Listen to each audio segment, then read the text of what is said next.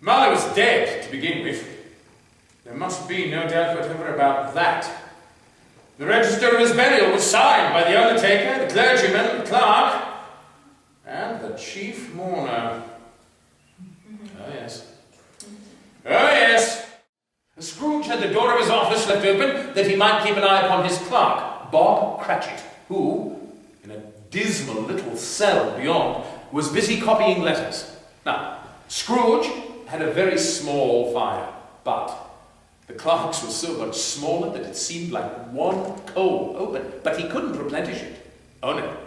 No, for Scrooge kept the coal box in his own room. Wherefore the clerk put on his white comforter and attempted to warm himself at his candle, in which effort, not being a man of strong imagination, he failed. "Merry Christmas, Uncle God save you," came a cheerful voice. This was Scrooge's nephew, who had come upon the old man so suddenly. This was the first intimation Scrooge had of his presence. "Ah!" humbug. They were succeeded by a clanking sound down deep below, as if some person were dragging a heavy chain over the casks in the wine merchant's cellar. The cellar door flew open with a booming sound, and Scrooge heard the clanking again. Much closer this time, on the floor directly below him. And then coming up the stairs, and down the hall, and straight toward his bedroom door. "No! No, it's humbug still! I don't believe it!" Ah! His colour changed, though, when, without a pause, it came on through that heavy locked bedroom door and passed into the chamber before his very eyes. Upon its entrance, the dying flame in the grate leapt up as if to say, "I know him! I know him. Marley's ghost."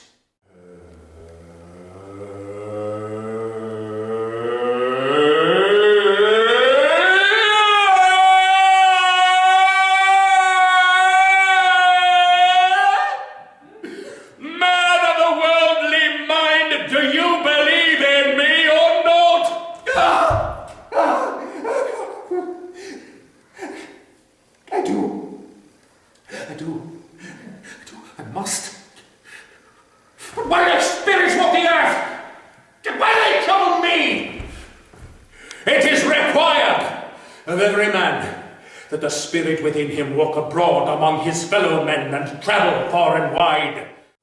Rise and walk with me. Its grasp, though gentle as a woman's, was not to be resisted. Scrooge rose, but seeing that the spirit made for the window, clasped his robe in supplication. "No, spirit! Spirit, no! I am mortal and liable to fall!" "Bear but a touch of my hand there," said the spirit, laying a hand upon Scrooge's heart, "and you will be upheld in more than this." And as the words were spoken, they passed through the wall and found themselves standing on an open country road. Fields on either hand, and the city had entirely vanished. There was not a vestige of it left to be seen. The darkness and mist had vanished as well, for it was a bright, cold, clear winter morning with snow upon the ground. "Well, here's Martha, mother," said a young woman coming in at the door. "Oh, bless your heart alive, but dear, how light you are! Oh, well, we'd a deal of work to finish up last night, mother. I had to clear away this morning." "Well, never mind, so long as you come. Come on, sit down in front of the fire and have it warm." "No! No!" shrieked the two small Cratchits. "No! No! Here's father coming! Come on, Martha! Hide! Hide!" So Martha was concealed in a closet. Just in the nick, too. For here came little Bob, dressed in his threadbare clothes, but darned and brushed up so as to look seasonable, carrying on his shoulder little tiny Tim, who bore in his hand a small crutch and had his limbs supported by an iron frame. He hoped the people saw him in the church today because he was a cripple, because it might be pleasant for them to remember upon Christmas Day who it was that made blind beggars walk and blind men see. Bacon? You don't mean to tell me you took him down, rings and all, and him alive there? Come on. He didn't die of anything catching, did he? Don't you worry yourself about that, dearie. I wasn't so fond of his company I'd have loitered about him for things like these if he had. Now mind you don't drop wax on them blankets, Joe. And you can look that shirt through till your eyes ache, but you won't find a hole, nor a threadbare place. It's the best he had, and a good one too. They'd have wasted it if it hadn't been for me. There. What do you call a wasting of it? Well, putting it on him to be buried in, to be sure. Undertaker was fool enough to do it, but I took it off him again.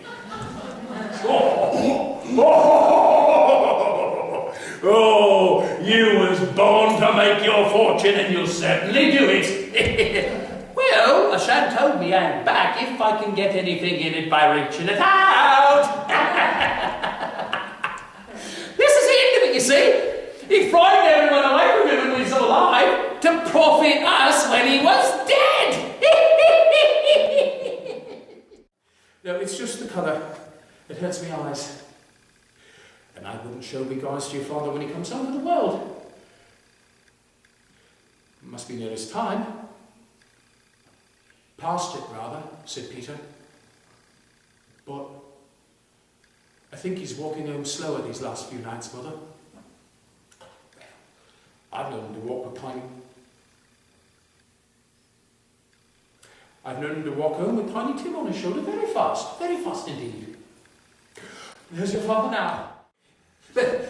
Before I drop you into that stone, tell me, are these the shadows of things that will be, or are they the shadows of things that may be only? Men's courses will foreshadow certain ends, but if the courses be departed from, then the ends will change. Say it is so with what you show me, Spirit. Scrooge crept forward upon his hands and knees, trembling, until finally he could read upon the tombstone his own name, Ebenezer Scrooge. Oh. No! The bed curtains! The bed curtains! They haven't been torn down, they're still here! What? I am still here! Oh, the shadows of the future may yet be dispelled.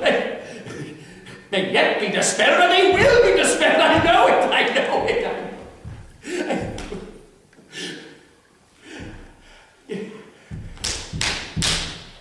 I don't know what to do. I am as light as a feather. I am as happy as an angel. I am as merry as a schoolboy. I'm as giddy as a drunken man. And it was often said of him afterwards that he knew how to keep Christmas well if any man alive possessed the knowledge. May that truly be said of us. All of us.